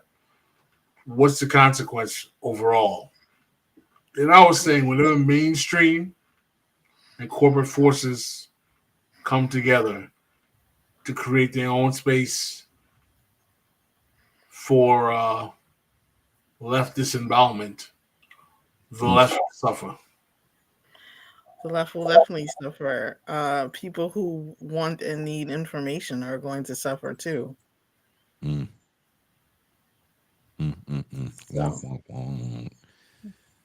Like, what do you think about these people that had big media platforms getting into the podcast space, Toussaint? Isn't it kind of oversaturated with these people? Big names oversaturated without them. You're not guaranteed to do well, like Obama and Bruce. Do they still have a show? I think it's over. I thought it was over. Yeah, it was just like a special thing they were doing, right? Like their favorite records or some stupid shit like that. Like Obama makes a playlist. Obama makes a playlist with Bruce. Which was such bullshit. You have to. This space is very niche. Tomorrow I'm going on a Majority Report. I appreciate the opportunity. I'm sorry? Nice. I appreciate the opportunity that I get to go on there. I don't go on there just because of this show. I usually go on there for things that I write. And I wrote something in Sublation magazine last month. And I'm going to go on there and talk about that with Sam and probably some other stuff. So I appreciate that. But even then, that's still not 5 minutes on MSNBC. How different is that when you're the go-to black person for MSNBC? How far does your reach go then? And then what happens to, Joy-Ann Reid's podcast? How many people listen to that? People like her? Do I like it? No, I don't like her. Not you, but like people. People love people on TV telling them that the people they don't like suck. She has a following, man. You go out into the world and talk to people and tell them you work on a podcast. And the first thing people say, "Oh, I love podcasts." Is it true crime? Right. You're like, no, it's not. You go, it's about, and I'm like, it's about history and politics, and sometimes I get to make dick jokes, and they go, "Oh, I love history and politics shows," and they name some massive liberal show. Yeah. I love Pod Damn America or Pod Save Them, whatever they're called. There it is with the Johns. Yeah, and you're like, oh, yeah, it's great. Michael Moore's got a show. Yep, I do know that. Yep, I understand. Mm-hmm. Pod Damn America is with Anders Lee. That's the one that we Jake like. Flores. That's the one we like. We've been on that show. Those are great dudes. Yep. Especially Anders, because we hang out with Anders when we go to New York. Anders' girlfriend, Nicole, opened up the live show. So, we moved up in the charts for the audio only podcast. I think we're number 220. And that's not of political shows, it's in music shows. Political shows will never be heard. So those people take up all the oxygen. And it sucks when they take up this space as well. To talk about nothing. To just kind of echo the same things you hear on the mainstream media, and then double down on political gossip. Yeah. It's just soap operas, man. It's just fucking soap operas. Everybody loves soap operas. If they didn't love soap operas, Young and the Restless wouldn't be on for 100 years. Young and the Restless was on so long, like segregation was over now. There's so much shit that happened when that show started. You know what I mean? Yeah. People love drama, telenovelas. And that's what mainstream. And what sucks is it becomes what people in this space echo, because that ends up being what success looks like. Right. And that's something that we can't really forget. I don't say this as any sort of braggadocious way, because maybe I'm saying out loud why the show isn't very successful, but we don't really engage in that stuff. Real quick, we have a super chat from Jizzle McFizzle.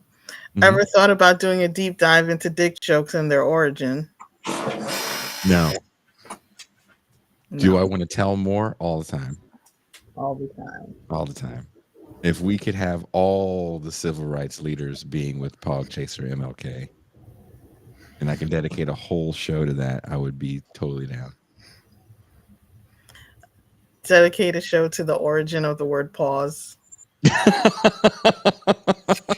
Dedicate a show to MLK's first time seeing a Pog. Talking about, we come with you.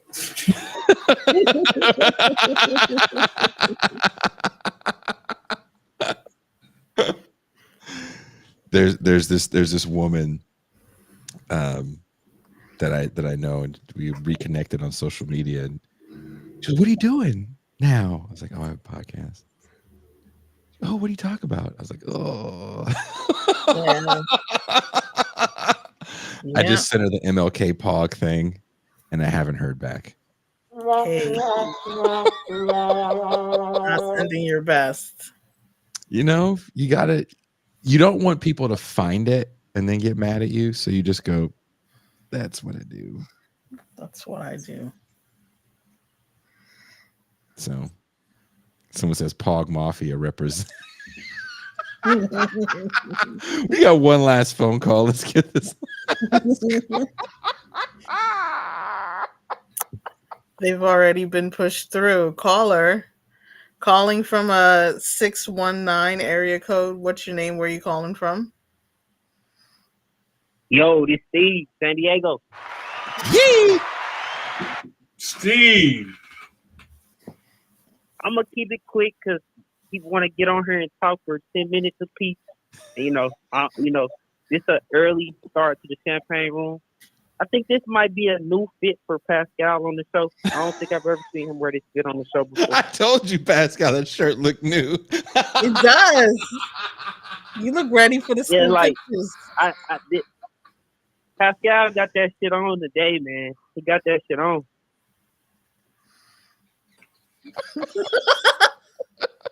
Yo, Steve. Pascal, you got talking to that's the wrong. You have to talk it to the microphone. I can't believe I just mimed that.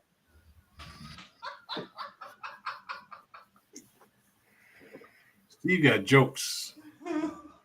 Ken says, Jason, you need I'm just being page. honest. Ain't it Ramadan right now? Yes, it is. So that's why you can't go in the champagne room. I know that going in the champagne room gotta be some type of Ramadan violation. It gotta be.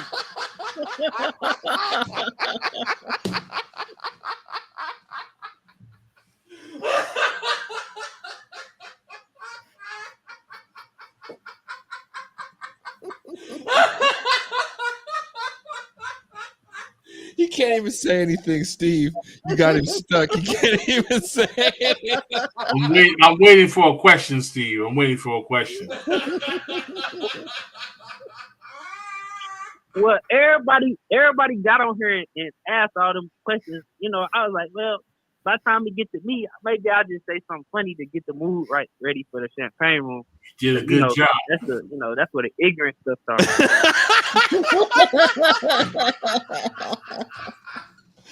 Steve, you know what's funny? People we've lost patrons over the champagne room. People are like, "Oh, I don't like it," and I'm like, "Dude, it's the only place where we can just be fucking retarded." Yeah, that's true. I get tired of being like always, in like these environments where like everybody seems like they try to say the perfect thing, and I think that's why I like This Is Revolution, because nobody try to say the perfect thing. If it offends, you'll say my apologies or whatever, but nobody try to like say the perfect thing, and then you just get a more genuine experience, that way. Versus every time you go somewhere, if you say homeless instead of houseless, somebody trying to ban you from the tech in certain parts of the internet. And, y'all give people that space over here who like, if this they introduction to like left politics, right? This is a little bit more relatable than say if they go over to, I don't know, insert any other leftist podcast where they got pronouns in their bio and doing land acknowledgments and shit. This might be a better entry point versus some of that other stuff. And, y'all don't, like you say, because y'all don't engage in some of the more salacious, internet, beef type stuff, I think people who would be trying to get their introduction to left politics, this don't get in their algorithm. What getting their algorithm is and a Kasparian beef. I got my beef, with the politics, Yeah. but that's what's gonna pop up. See why, Yeah. the reality of it is like, that's what people gonna, see. They're not gonna see This Is Revolution. They're not gonna see BPM. They're gonna see Umar and then some crazy leftist, talking crazy, on YouTube. But I do, I think that's one of the more. It's crazy that people don't like the champagne room. You get to see ass clapping white women, and you get to use profanity. I mean, it's like every black man dreams during the civil rights movement. Bro, come on, let's be real here. The champagne room is the liberation that the civil rights movement fought for. Freeing that ass. Freeing that ass. So I just came on to say what's up, shoot the shit. That was it. I ain't had no questions, Pascal. I'm a patron of this show, so I ain't gotta have no questions to call in if I don't want Steve, thank you very much for the phone call. We'll see you shortly in the champagne room, where I'm excited to play some of these fucked up videos that I've been curating for the last 2 weeks. Thank all the callers for calling in. Sorry, there were some audio issues. I think I figured out, but I couldn't get into that conversation on air. It would be very unprofessional of us. And as I tried to mime it to Pascal, it looked very inappropriate. I don't know if you saw me, Pascal. I was like, oh, you got to get the mic closer to your mouth.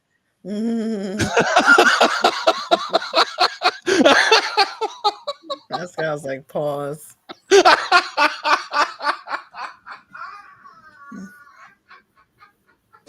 He's thinking it.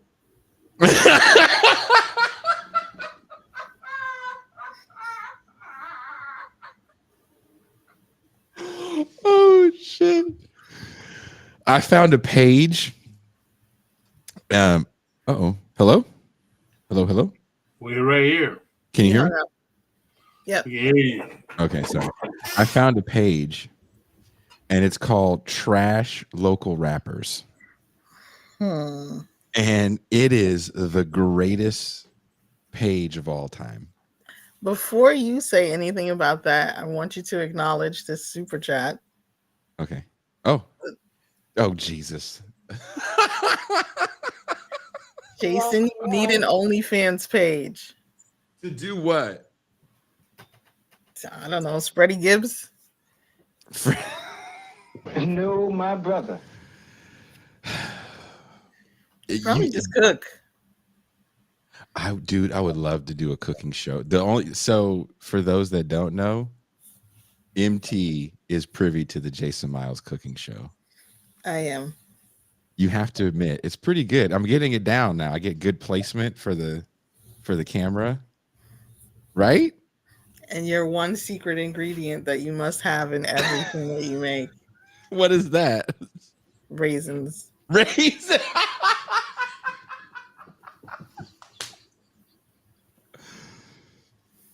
That's still like the funniest thing that person who shall remain nameless said about that.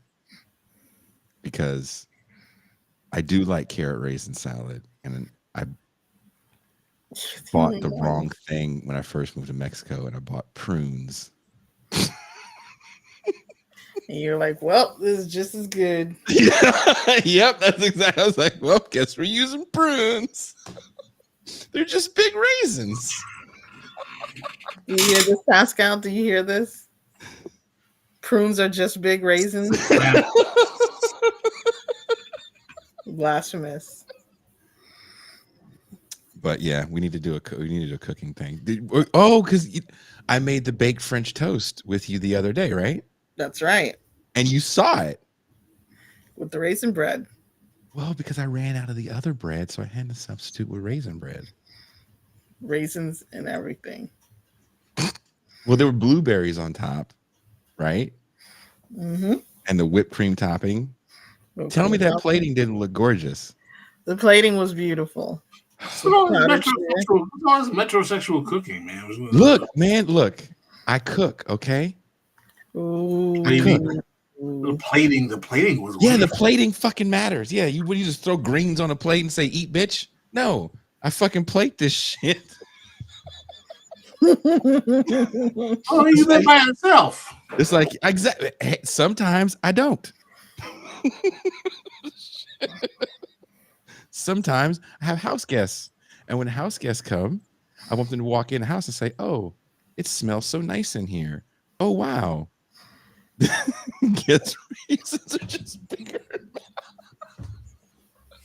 Your big raisins.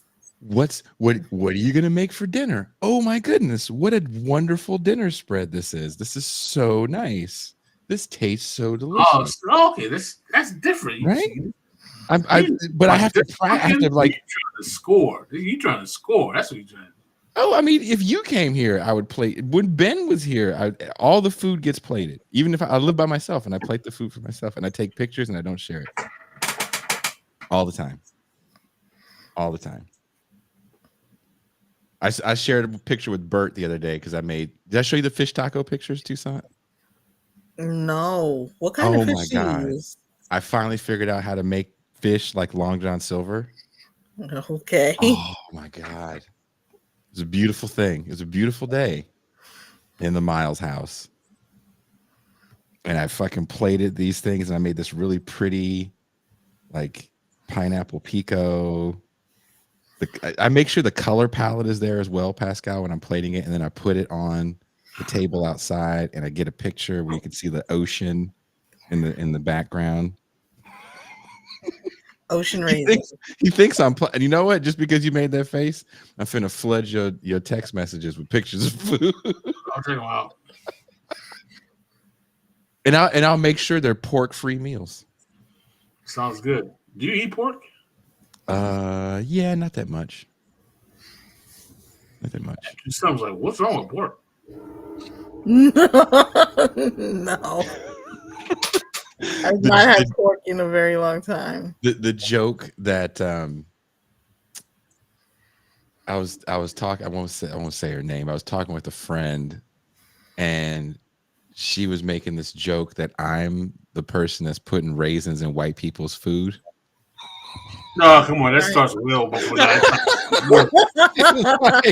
She was like, it's not white people. She said it's you. She said it was me going to the picnic, putting raisins in the potatoes. There's raisins in Or this? changing potato salad out for Well, we can't blame you for that, brother. Oh, it's Jason again. He put raisins in this. Why? You got everybody thinking I put raisins and stuffing and shit like that. No, I just enjoy carrot raisin salad, Toussaint. What is wrong with that? Raisins are not bad in and of themselves. I do make mean tacos. Well, born, liberated, empathetic world. If you make your way down to Mexico, then you can get some tacos or a quesadilla. Sometimes we do stuff to order here. Raisin carnitas taco. I've never had that.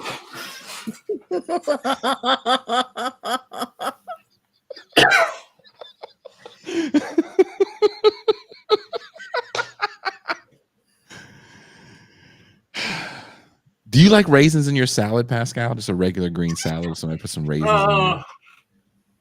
Not really. I like raisins. It confuses the fruit palate because it's sweet in the palate. Something like a little sourness in the salad. What if that's all covered and then someone just a little sprinkle, just a little raisins? Usually the salad dressing is a little sour. That's why you put the raisin in there. You throw it off the table. We know Pascal only likes Thousand Island dressing. Then I do like Thousand Island. There you go. See, that's why if you come down here, how about this? We'll split the difference. I'll put craisins in the salad. What is a craisin? I like craisins. Like a crazy raisin. They're cranberry. They're cranberries. They're dried cranberries. Child. Someone said Caucasian tendencies. They said Jason at a restaurant waiting tables with a raisin box instead of a pepper grinder. That's fact. Can you imagine if you just say when? And you don't listen, you just add as many just as you want. Paying attention to anything else. That's me, man. Nature's candy. Everybody's healthy. I just saved MC's foot. She was about to get her foot cut off like Big Mama and fucking Soul Food, and I just saved it with a raisin. With a raisin. Well, thank you guys so much for hanging out with us. An hour of free champagne was had on this show. We will be heading into the champagne room. Well, Pascal's going to bed. Are you coming? You're not coming to the champagne room, right? Nah, so it's coming along late. Okay. Toussaint, you're going to hang out with me for a little bit? Yep. All right. And don't forget Saturday, a great show Saturday, pre-recorded conversation that I had earlier this week with Alex Hockley of the Bunga Bunga podcast about these eulogies that have been written, if you will, on the millennial left. Vincent Bevins, Chris Catrone, and Anton Yeager wrote some great books. Check those out. I'm working on getting Anton Yeager on the show as well, so we can do the trifecta on these millennial eulogies. And also check me out tomorrow. I believe at the start of the fun half, I'll be on the Majority Report, hanging out with Sam Cedar and my good friend Matt Leck, Emma Viglin. I don't know who's all going to be there, but definitely Sam will be there, and we'll be shooting the shit. Jason's trying to slide into the DMs of the Sun-Made girl.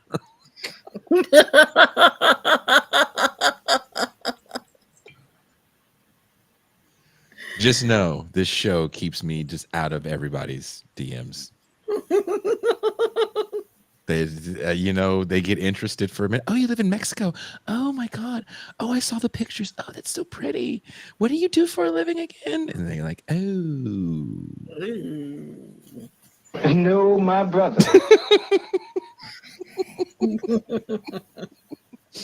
Thank you guys so much. And we are Out.